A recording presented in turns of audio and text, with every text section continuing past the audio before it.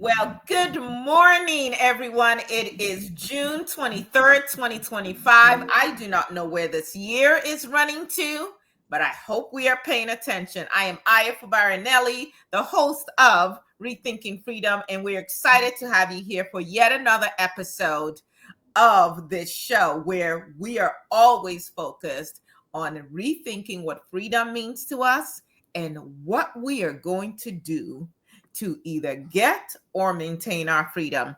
And today, I have an incredible guest in the house, as you will find out for yourself shortly here. But let me just do a little bit of an introduction. Her name is Akeisha Johnson. She's a business leadership coach and strategist. She's certified in Hogan assessments. She's located in San Francisco Bay Area. So, this is super early for her. Thank you so much.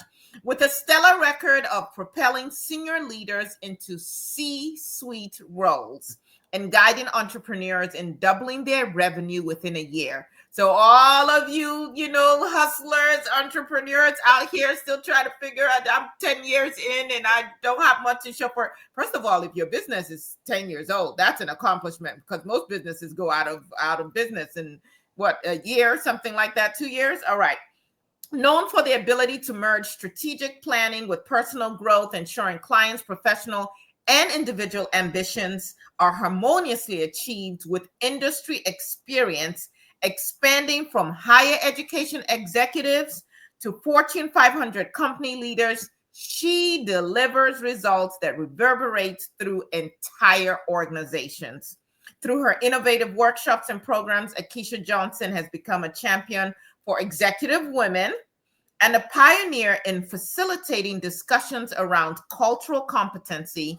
With her Safe Star work, her approach not only prepares leaders to tackle challenging conversations, we're going to be having some conversations today, but also to foster inclusive environments where diverse talents thrive. Akeisha Johnson, welcome to Rethinking Freedom. Oh my God, I'm so honored. It's funny. I was thinking to myself, I wonder if I'm good enough to be on Aya's show. Oh my goodness. That is a joke. That is a joke.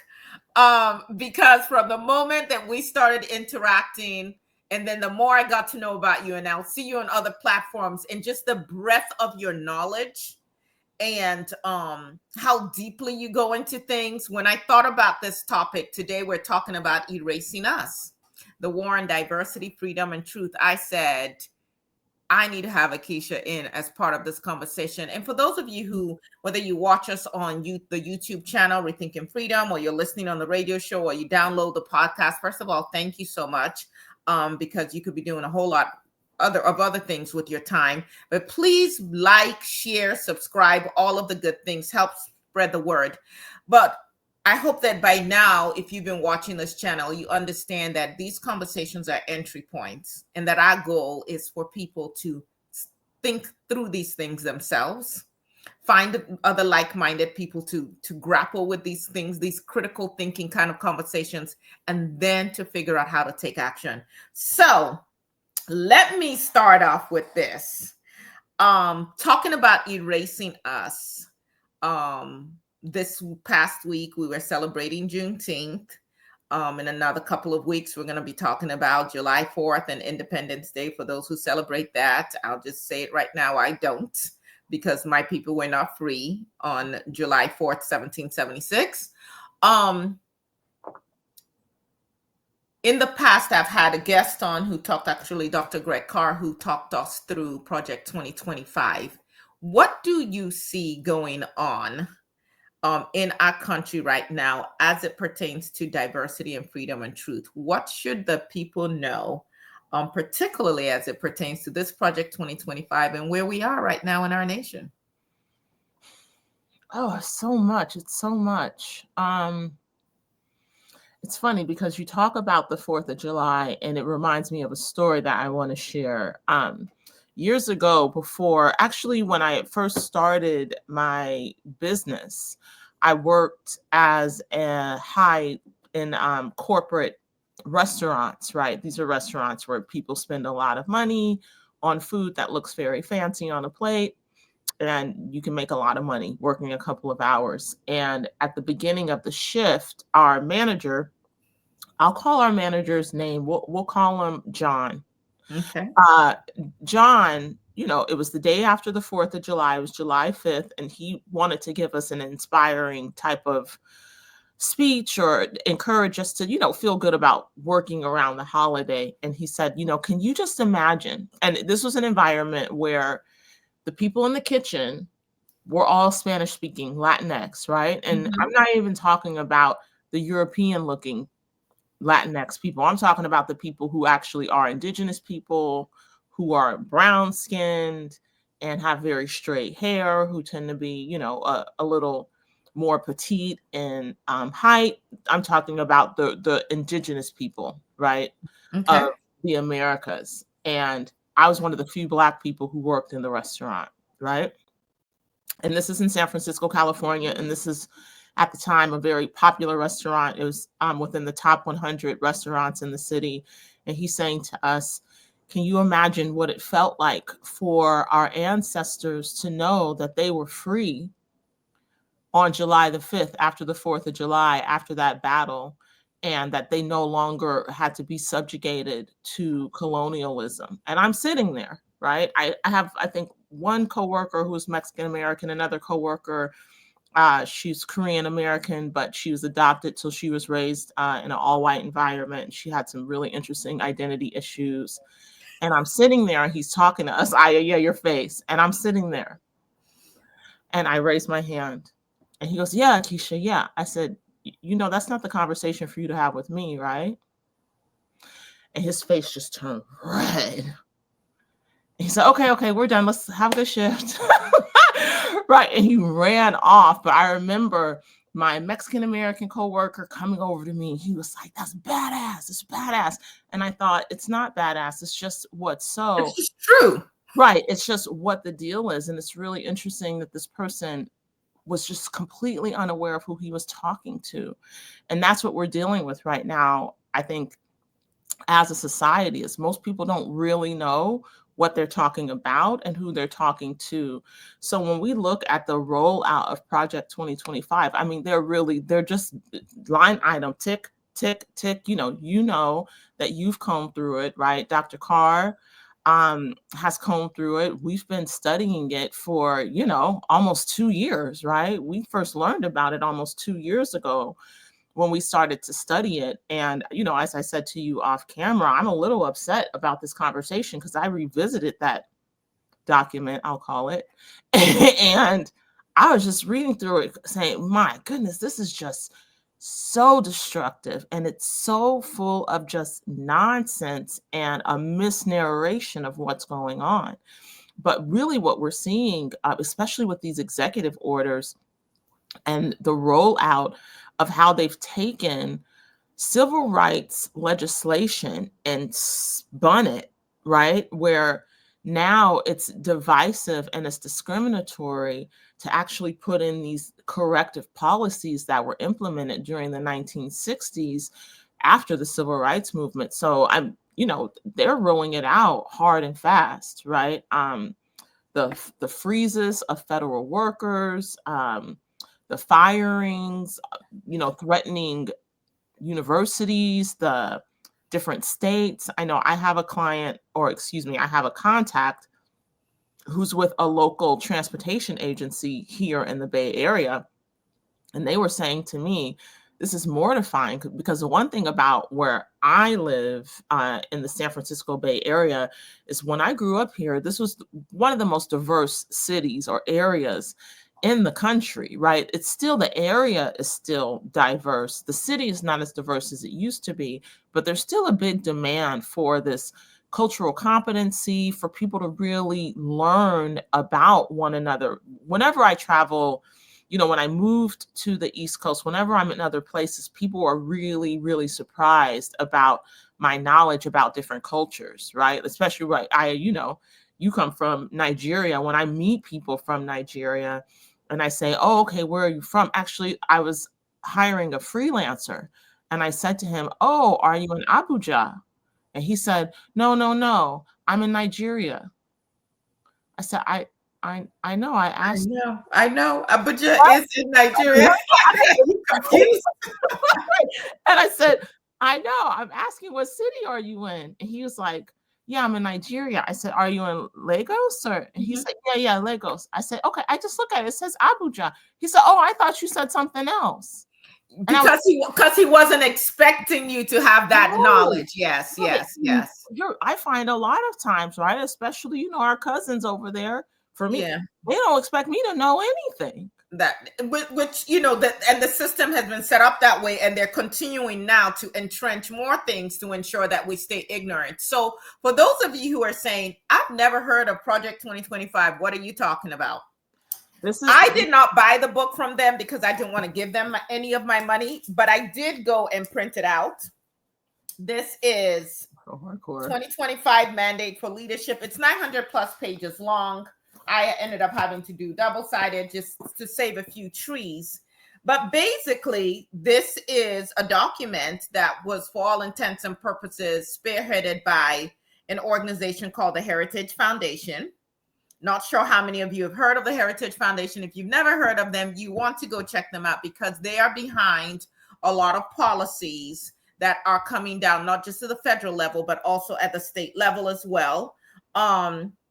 And even in terms of who's picked to be a judge, who's nominated to be a judge, they have their hands in all of this.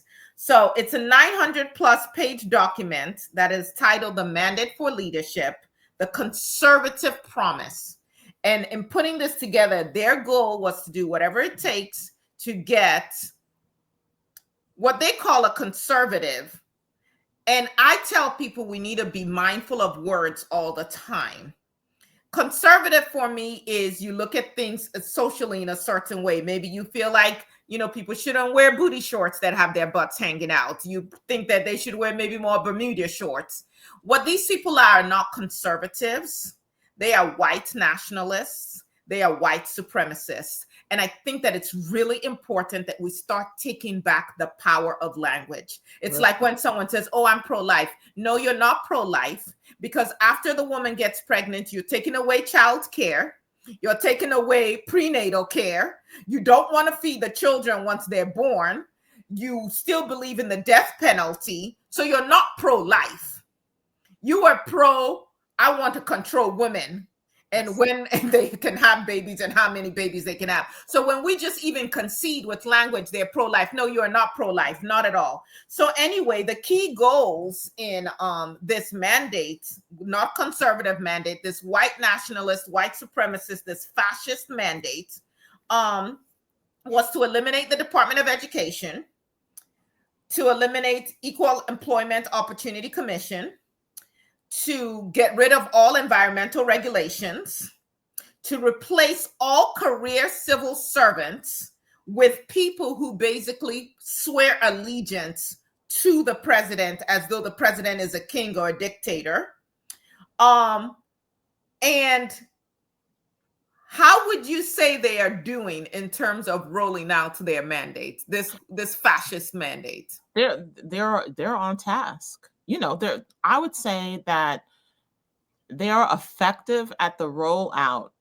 The one thing that I have looked at is, I don't see anywhere in Project 2025. And again, I didn't read it line by line. I reviewed it several times, right? So for anyone out there, for instance, because we started looking at Project 2025 about 2 years ago, and I would go back, look through the Heritage Foundation website, just to get more of an idea about, who are they looking for? What is the language that they're using? How are they narrating this thing so that people are aligned with it? And this is what is interesting, because I went to the Heritage Foundation so many times and they saw that I downloaded Project 25 and I kept looking through it. I was pinged as a MAGA supporter. So I started getting, so I'm still on the list. I get emails several times a day from the Trump-Vance campaign. But really what it's all about is really a blueprint for how this administration should roll out policies and executive orders. the first time Trump was in office, I believe it was a third of the policy recommendations that he adopted from the Heritage Foundation. And now it's about 40, they've rolled out about 40% of this thing. Right. And what's really interesting with what you just said is that in the introduction to this mandate, they identify that with Reagan, because this isn't the first time they've come up with these mandates, but it's never, I don't think, been as quite far reaching as it is in terms of even what you were saying about civil rights. And I'm going to put a pin in that and come back and give a metaphor that maybe people can go with. But they talk about, hey, under Reagan, we were able to implement 60% of the policies that they laid out in their mandate. And they talk about the importance of the first 100 days. And their goal was to definitely exceed that. And I would say, based on the executive orders and how much chaos and this bill, this budget that has now gone through Congress and is making its way through the Senate, people need to wake up and smell the coffee. Never, well, I shouldn't say never. In more recent history, I do not think that we have seen the kind of erasure going on, whether it's having women, Black people, Hispanic people, Asian people, other abled people, LGBTQIA community, having them erased from anything in terms of what's happening federally, on the websites. And also we see some states following along when we look at the attack on women and our bodies, when we look at the attack on education. And for those of you who are not paying attention, understand that a country that started with, we're going to make sure that a certain segment do not get an education. And if you try to educate them, we'll kill you. That's how important it was to them for people to be literate.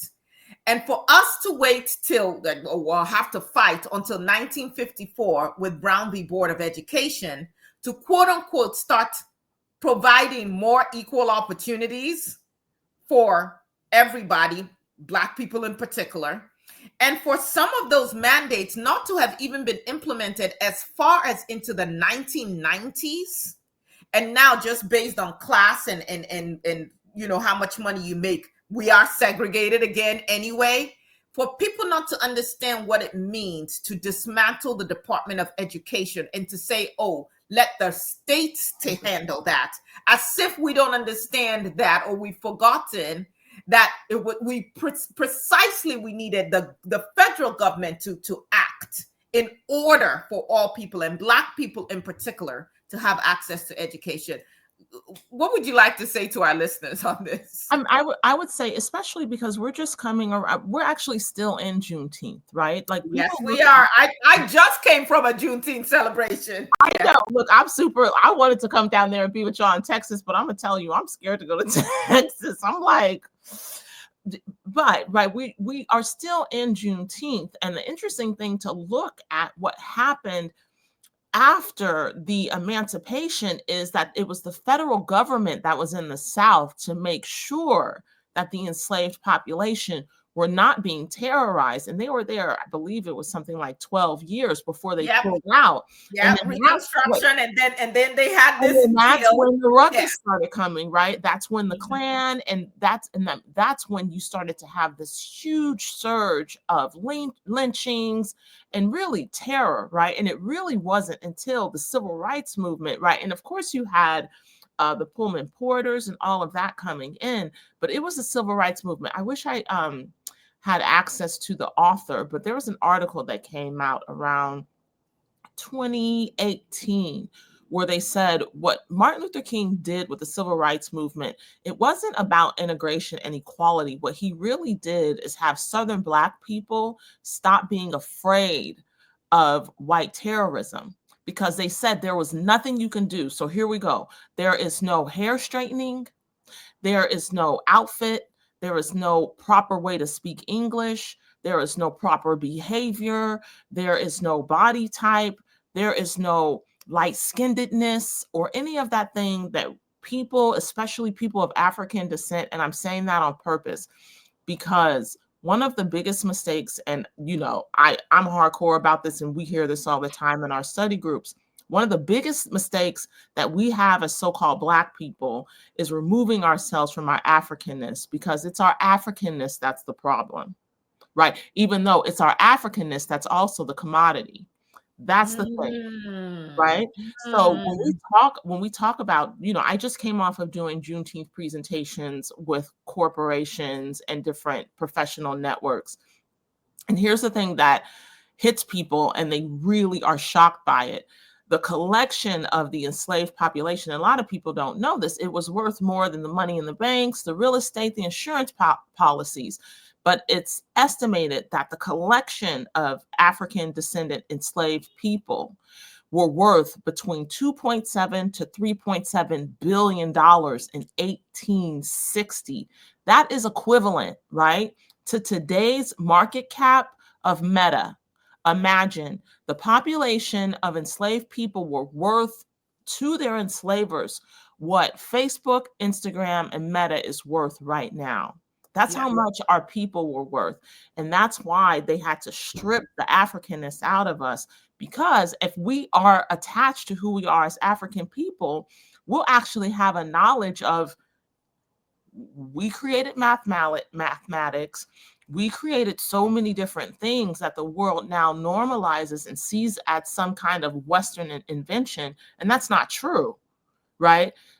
And again, as you're talking about this, and it's that miseducation of the Negro and the miseducation really of the entire populace that we're talking about.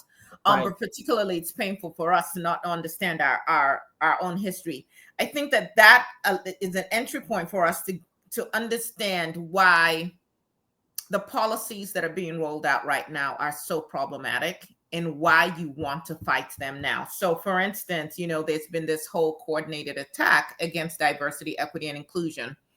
Let's put it this way, and I'm going to take a little bit of a metaphor that Malcolm X came up with. And he said, if someone stabs you in the back and puts a knife 6 inches in and then pulls it out 3 inches, you turn around and say, oh my God, thank you so much. You're so benevolent. You're so kind. You helped me out in my time of need. No, in the first place, the knife was in my back because you put it in here.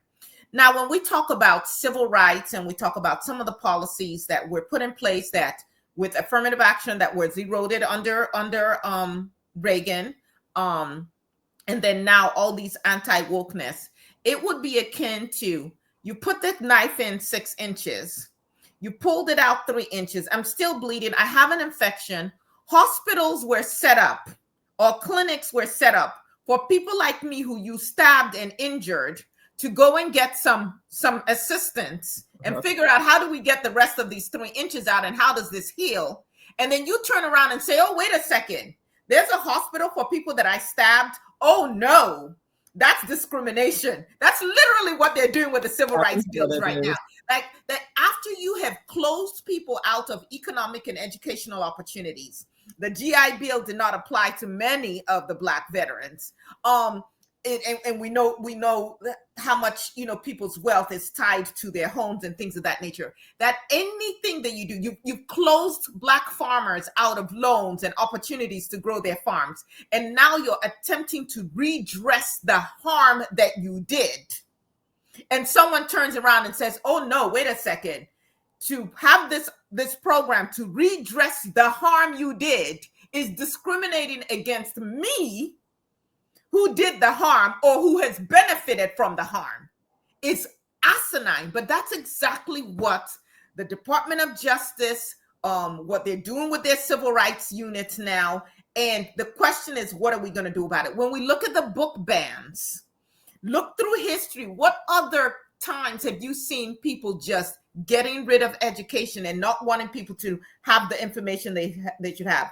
So we see Florida's Stop Woke Act. We see the Texas Senate bill, which bans diversity, equity, and inclusion offices and initiatives in all public colleges and universities. That means you have a disability, and no, we cannot address that. That means that these schools that kept Black and brown people out for centuries, the first half of their existence, if they have a program that says, hey, wait a second, we want to make sure that we are recruiting more women into agriculture or into STEM. We want to make sure that we have more Black students who are coming into engineering or whatever. All of a sudden, that is discriminatory. What is the real danger here? And again, how should people be paying attention, and what action should they be taking? I mean, here, the real danger is that it's the end of life. It really is, right? And Why do you say that? Because the truth is that if you don't have diversity, it means that you're going to actually start to strip the resources that are available. I mean, honestly, if you look at what's going on, it's funny, I have to drop this because this is what's coming to mind listening to you. It's Neely Fuller by way of Frances Cress Welsing. Yes. Do not understand the systems and the institutions of white supremacy, and I want to change it and say white domination, because it's not supremacy. They're not supreme. No.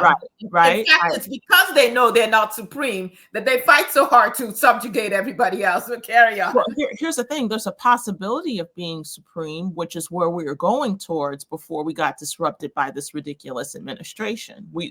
People are actually going towards being supreme, right? Which is being aware, which is being allies, which is recognizing that actually human life began on the continent of Africa, and all of you so-called white people are diluted versions of African people who went into colder climates. That's what the truth is, right? Basically, everybody on the planet is an African person. It's just that too much knowledge this morning. No, I mean, you asked me. What? Well, you asked me, right? Because you mean everybody originated from the Black woman? Is that what you're saying? Guess what? Only African women and women of African descent have what's called the Eve gene. So that's why you see Black people can have children who look like every human being on the planet. And it's because every human being on the planet is an African person. And it's the environment that has changed you physiologically that has you looking like that. But the truth is that you are a remixed version of an African. And I know that that's very difficult to confront, especially because you've been lied to and miseducated.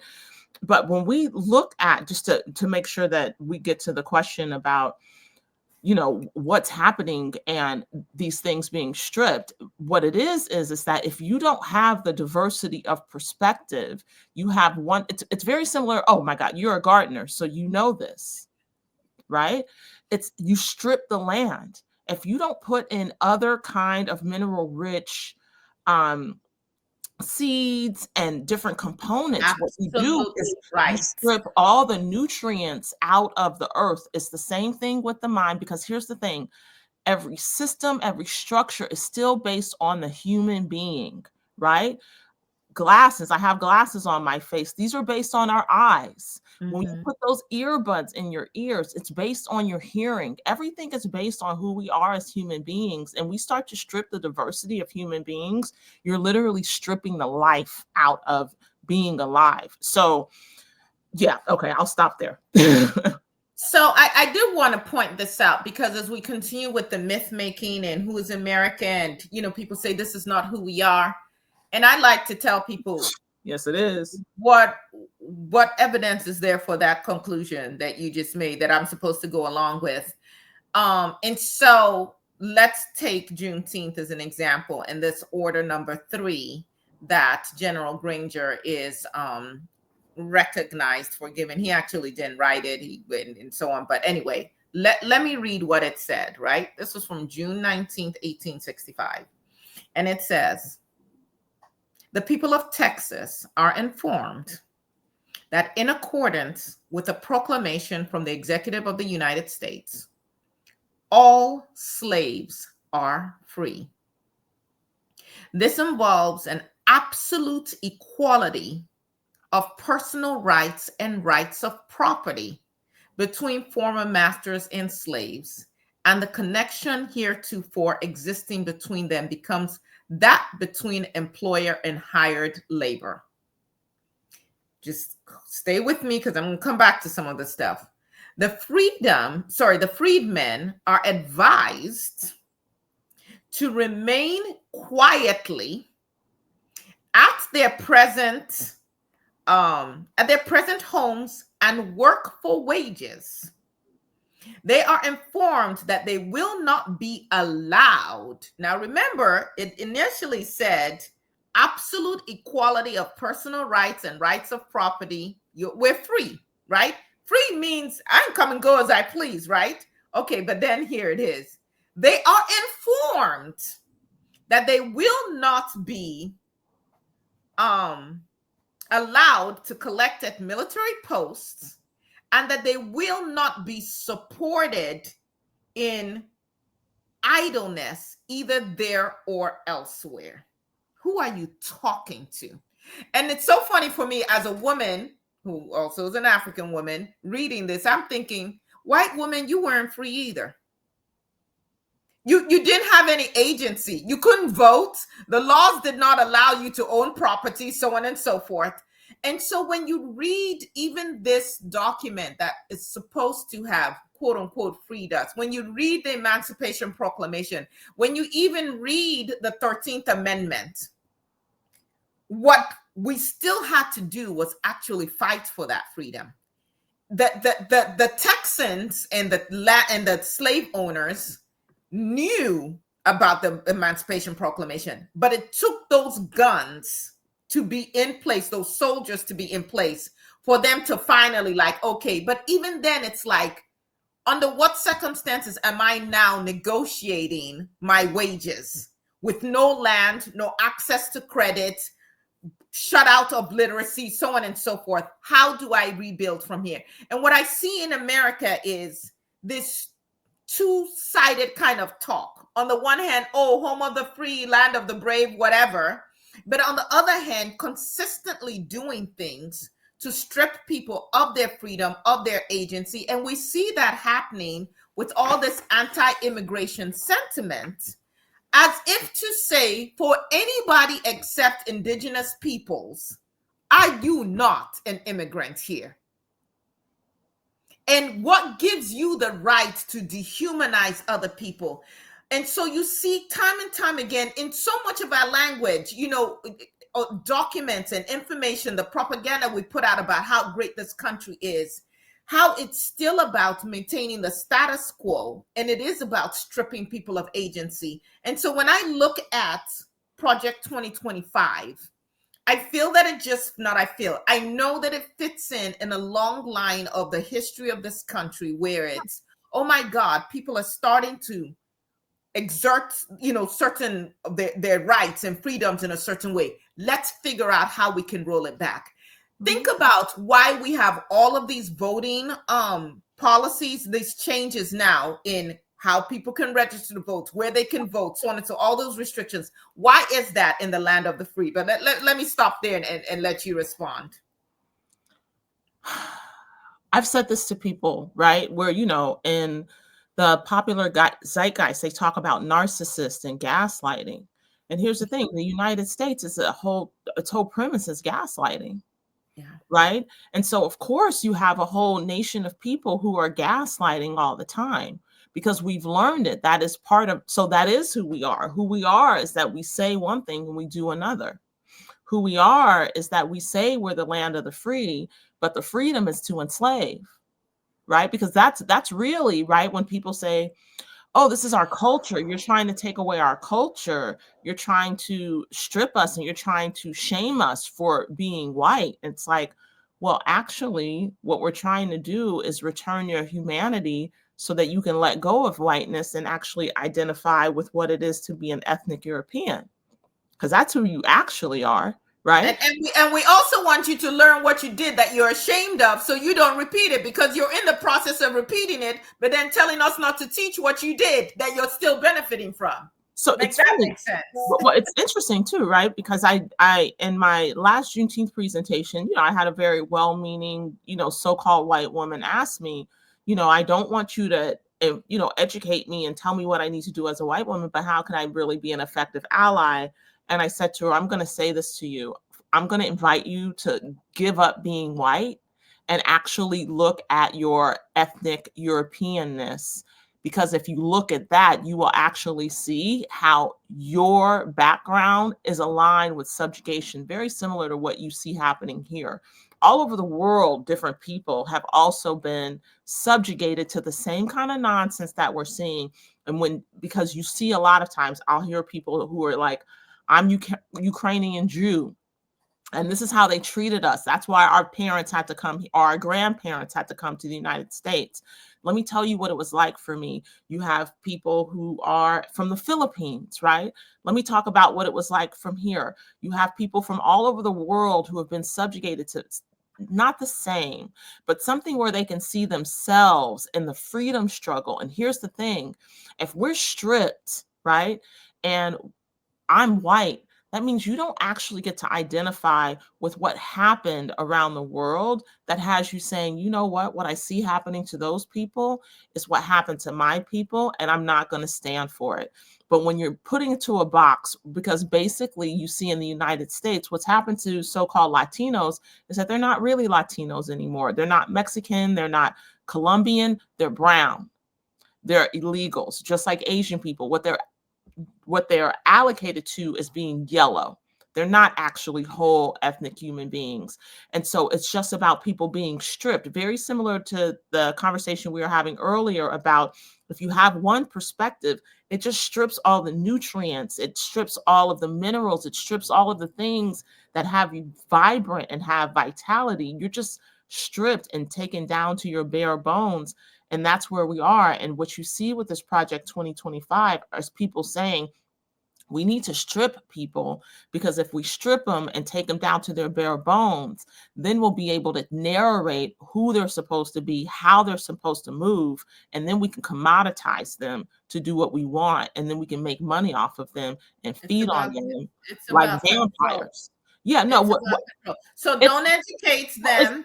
Well, I would say this. It's about stripping humanity from people so that they become a commodity.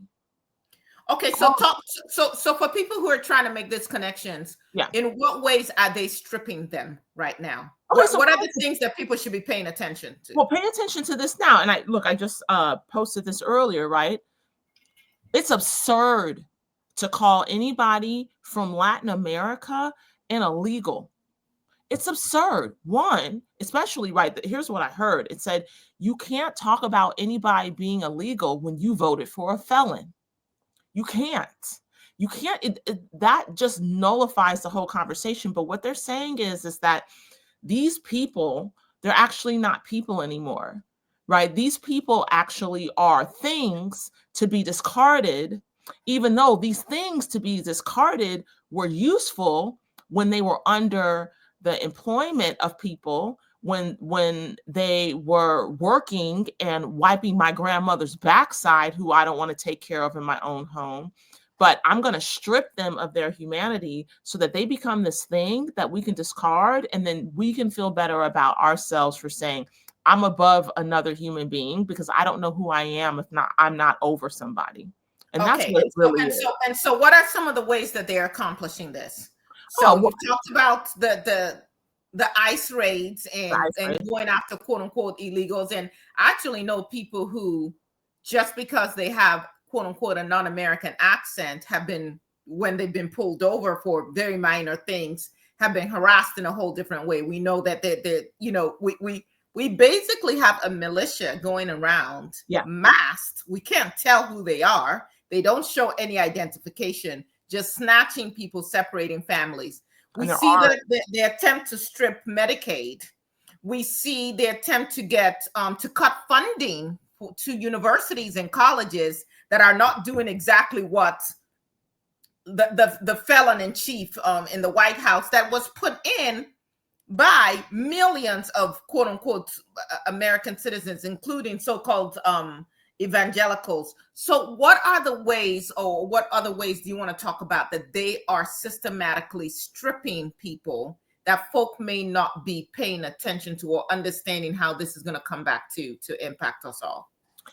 Well, of course, one of it is that they are telling people to go to their court appointments, and then when they go there, they're going and they're basically kidnapping them, right? So, it's I don't know, it makes me a little emotional to talk about it, honestly, because it's so, and every time I look at it, all I think about is this is what they did to our ancestors when they stripped them and they brought them. But it's basically kidnapping. It's saying, hey, come here, under the guise of, follow directions and everything's going to go okay. You're actually following the law. You're actually trying to do what the law says and go about the process in a legal manner. Yes. Yes. And then they're being kidnapped. Then you also have people are just being pulled over at different checkpoints, especially along the border, and then they're being questioned.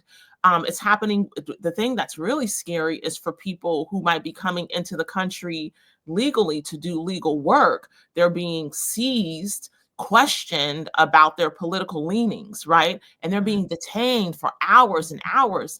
And if people are not, if they're not saying, I will unlock my phone, give you my passcode, they're saying you got to go back on the plane and go back to where you came from. Yeah. That's the kind of thing that's happening. I'm trying to think of what are some of the other. They're going into schools. Wait a minute. They're going into schools. They're going into elementary schools. What happened here in California and LA, it just happened. They were outside of Dodger Stadium saying for a baseball game. Do you know? I mean, it's crazy. For a baseball game, we're going to come in here, and it's because the Dodgers said we are not going to comply with ICE. We will not go ahead and just release people to you. And they stood out there. So it's terrorism, you all.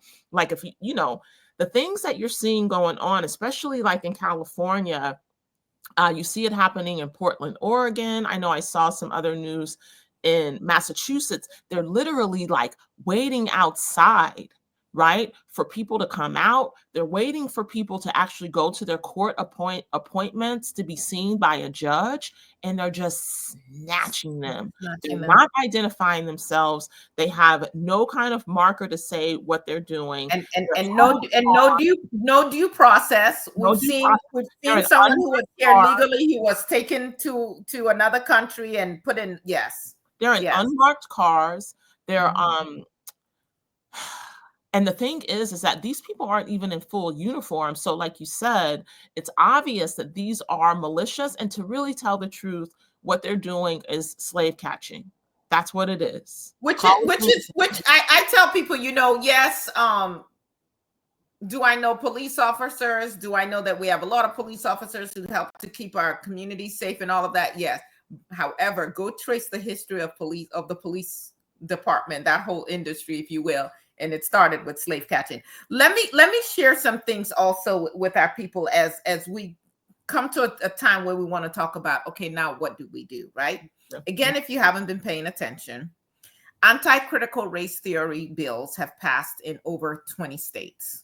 They call it CRT, anti-CRT. Most people could not spell critical race theory. They don't know what it's about. But basically, their whole thing is if there's anything that can ever teach the truth about history, we want it out. We're going against. So over 20 states have already passed anti-critical race theory bills. They're banning classroom discussions on systemic racism.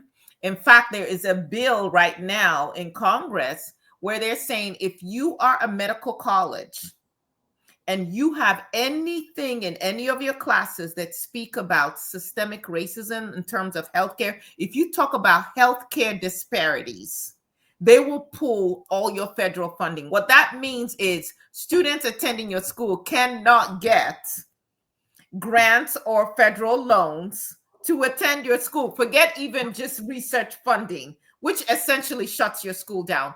When else have we seen this? People go back and think about the Reconstruction period, 1865 to like 1877, and then what they did with the Ku Klux Klan and with the Black codes, Jim Crow, Jane Crow, to roll back the advances of people of color, Black people, people of African descent. Pay attention to the Supreme Court's 2023 decision in Students for Fair Admissions versus Harvard, ending affirmative action in college admissions. And it's not like these students applying are not qualified. What we're trying to do is get over that systemic racism that has kept certain people out. All of you know, you've heard this before. It's not what you know, it's who you know. And I'm telling you, when you're connected in a certain way, doors open up for you in a certain way. So if you've been historically close, let me add this, because yes, I have a real estate mentor who used to tell this joke before Trump got into office all the time, right? He's a real estate investor, and he would say this all the time, right? He's in the 1%, a rich guy. He would tell this joke all the time. He would laugh and say, "You don't need to follow the law if you know the judge." To give y'all a clue. Well, and Trump is showing it. You don't need to follow the law if you can bribe and get who you want to in these positions, and then if you can threaten people. And we see the deaths that just occurred, the murders, I should say, in Minnesota. Let's continue with some of the things that they've done. Rollbacks in federal oversight of police departments. Yep. So yes, we have actually done the research. We've proven that there is racial discrimination going on, but we're just going to say, we're looking the other way. We don't care. In fact, Project 2025 calls for an end of the FBI's tracking of white nationalist violence in favor of prosecuting so-called left-wing extremism. But who is it consistently in the news that's attacking people, that's killing elected officials? It's actually MAGA. It's these white nationalists. Oh, the guy in Minnesota was a Christian. He was a part of this Christian faction of it, right? Okay. Mm-hmm. So I don't know which God he's listening to. Pay attention to the healthcare cuts too that they're proposing, to Medicaid expansion. Listen to them saying we want to dismantle the Affordable Care Act. If you care about people, why are you trying to strip them of the very things that help them to live life with any kind of dignity? Pay attention to the loss of funding to Planned Parenthood, and Planned Parenthood provides a lot of clinical care to young women and people who are lower income. That's right. In places where they do not have access, ready access to healthcare. They are weakening the EEOC enforcement and rollback of worker protections. Yep. They actually don't, if you read Project 2025, they actually don't want unions to exist. Nope. They don't want you to have any power in terms of organizing or collective bargaining and all of that. There is additional surveillance, expansion of school policing, use of facial recognition, banning people from free assembly. I mean, we talked about the home of the land of the brave, home of the free, whatever. This is where we're supposed to have the rights to free speech, the rights to assemble freely, all of that. And then, of course, going through systematically and erasing the contributions as much as they can of Black and brown people. And then I use that term, you understand what I'm saying, Hispanic, Africans, African Americans, Asians, women, so on and so forth. And the question is why? Why do you not want people to be celebrated in all of the ways and for all of their accomplishments? And why should this be a society that just celebrates white, heterosexual, quote unquote, Christian men? So the question I have for you now, ma'am, is what gives you hope in this moment? What gives me hope in this moment is that I know you. What also it's true.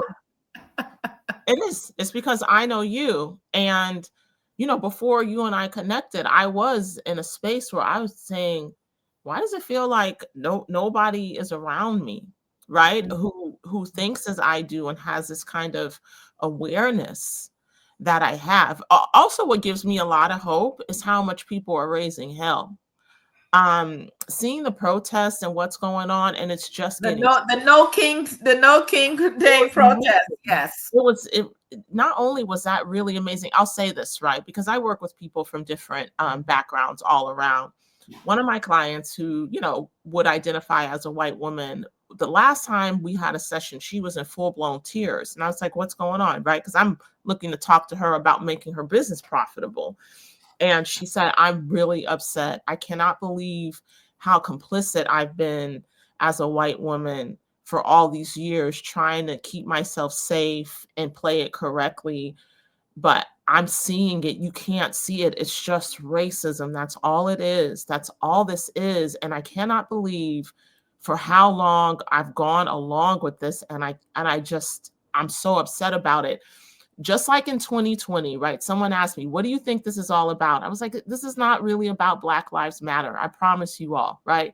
This is about white people not wanting to align with whiteness anymore because they see how it strips them of their own humanity.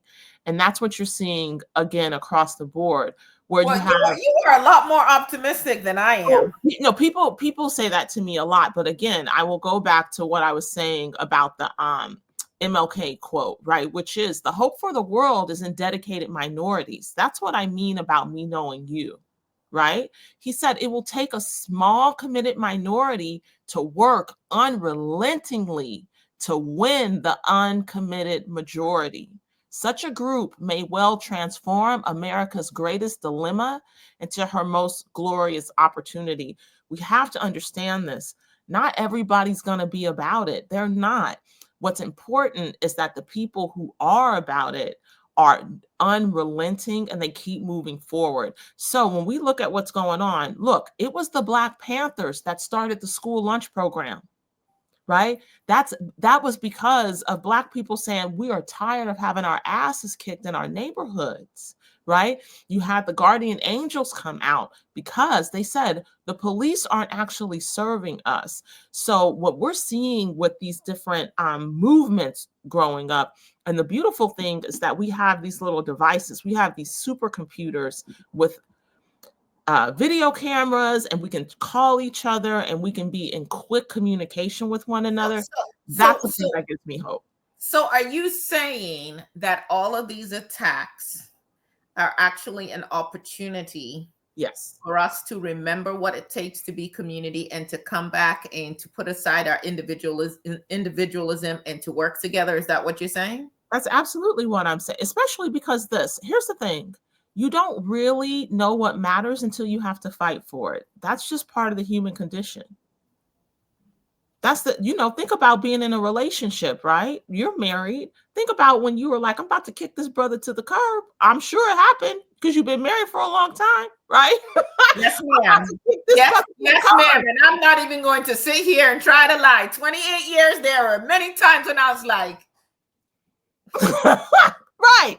But here's the thing, because you had that moment, that's what had you come closer, right? And unfortunately, that's the human condition. Here's the thing. Well, it could have gone either way. So the question is how we respond to this. We can let this crush us and scatter us and have us fighting against each other because all they've been doing is the whole divide and conquer. Oh, your problem is the immigrants, not the multi-billionaires making a million times more per minute than you make in a whole year. The problem is this woman who's getting childcare. The problem is that, so these are moments that, depending on how we look at them, just like in a marriage, when you have those pressures, they can bring you together if you so choose, or they can also serve to tear you apart. Absolutely. So we need to choose. Yeah. Absolutely. And again, this is what I mean when I say this, right? And I don't know. It might be that I am you know what it is that part of my training is really leaning into possibility. And here's you want to be optimistic. It's not even just optimism, right? Here's the thing. If we look at history, the people who are doing this right now, they always lose. That's the truth, right? The people who do stuff like you see what's happening right now with this federal administration, they always lose, you all. Look at history. They lose. Now, they might cause a lot of damage. A lot of people might suffer for a period of time, but they lose. So if we look at one of the things that I work at, right, the name of my business is An Inspired Story, because I am operating from the hero's journey arc.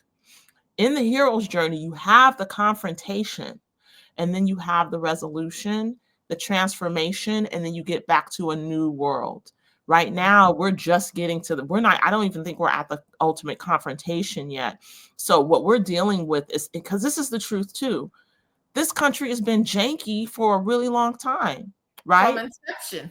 from inception. And here's the thing, we didn't correct it after the Civil War. We didn't get it right with Reconstruction. We didn't get it right with the Civil Rights Movement because we still gave concessions to this inhumane approach and philosophy. What we're seeing right now is this, and I'm gonna be bold when I say this. I don't have tolerance for any of this stuff. You show me a little bit of your, especially your anti-Black racism, I don't have tolerance for it. Do I accept it and see that's where you're coming from? Fine. That's okay. I have no tolerance. And what I think we're learning in this moment, because we need to, is that we cannot tolerate this. There is no tolerance for it. And when we get clear that there's no tolerance for it, that's where we have the clarity to actually resolve this appropriately. So I think that's what this moment is really about. I thank you for saying that and speaking to no tolerance, because the long refrain when it comes to race issues in America from folk that consider themselves white to the rest of us is, oh, just give it time, just give it time. And Malcolm X even wrote about this in his letter from Birmingham jail. But the question is, how much time? And in the meantime, you continue to benefit from and actually impose these forms of subjugation or oppression on other people. And you're just like, oh yeah, but just hold up. You give it time, give it time. I want to say this.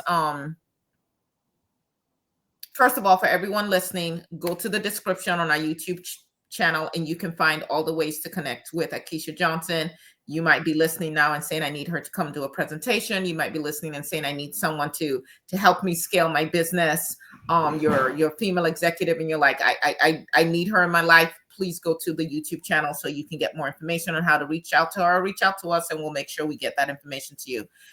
What I did want to say, when we look at everything that is going on, the implementation of this Project 2025, how we are not responding. We see the whole boycott with Target, and I was really glad to see different people coming together and putting together a list of, okay, and now this is who you shop from. But it can't just be, in my opinion, just in this moment we are upset, right, and we react, but then we go back to business as usual. Like, there needs to be a reorientation for us, how we are building and sustaining places and entities that can actually nurture and support us, how we are training and teaching our young people. Again, I think it was Malcolm X that said, any group of people who will send their children to be educated by their oppressors, it's kind of, I'm paraphrasing, like crazy. Like, what do you expect them to teach you? right. And so that this is a call for us to pay attention and to say, where am I spending my money? What am I doing with my time? How am I enriching my own environment, my own community? Who am I aligning with myself? And when it comes to the No King's Day, I'm grateful for those who went out. I did not go out to protest on No King's Day. I've been part of many, many, many protests since my college days. But I really felt like, particularly for those who chose to vote for Trump, despite all that they already knew, you guys go fight this one. Not that I'm not always going to be fighting, but on this front and the protest against him, because it's like you wanted him to be a king in some other instances where you thought it would benefit you. Oh, I'm anti-abortion. He's going to do that. And you went with someone that you knew has no moral compass. And Trump is not just there because of who he is. He's there because of all the people supporting him and continuing to turn a blind eye to the things that he's doing. And so for me, with the No King's protest, No King's Day protest, it was like, okay, I'm glad you're waking up, but I need you to care beyond just what impacts you directly and really look at how the policies of this administration and the policies of your church, of your community, of your city council, your school board, all of that are impacting us. So any last comments for our listeners? That's where I lean into, I'm not as hopeful, because this is where my communication is at. They're going to do what they're going to do what they're going to do. And when I say they, I mean they, not like us, they. And what I see is really necessary right now is collectively people who have been marginalized and disenfranchised have to come together and, like you said, start laying the foundations of the institution building. So for instance, for me, right, I've been actively, like, I'm volunteering to work with young African American students and children, young people, to start to look at, okay, you can be an entrepreneur. There are certain things that you need to do to be successful in that. I will actually donate my time to be able to train you around those kind of things, looking for other networks, organizations of other people of African descent, other marginalized people, to be able to come together and resource share.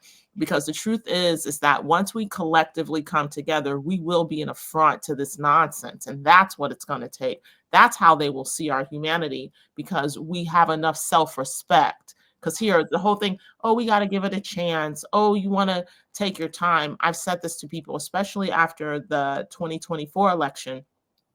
I have way too much self-respect for myself and my ancestors for me to entertain that I need to be nice and be tolerant to any of this nonsense. You have lost your mind. So what You are exactly right. We've got like 2 seconds left. right, Go so ahead. this is what I would say to everybody. Identify who are the people in your community who you know you can build with. Build with those people, especially if you're marginalized and you can't really be out in the streets protesting safely. Go ahead and start to gather your people and start to lay the foundations to understand yourself and what is it going to take for you to be safe in the affront to what this is. And that would be my final thought. Thank you so much, Akeisha Johnson. Thank you to all of you listening. We want to hear your comments. Go into the chat and let us know what you think.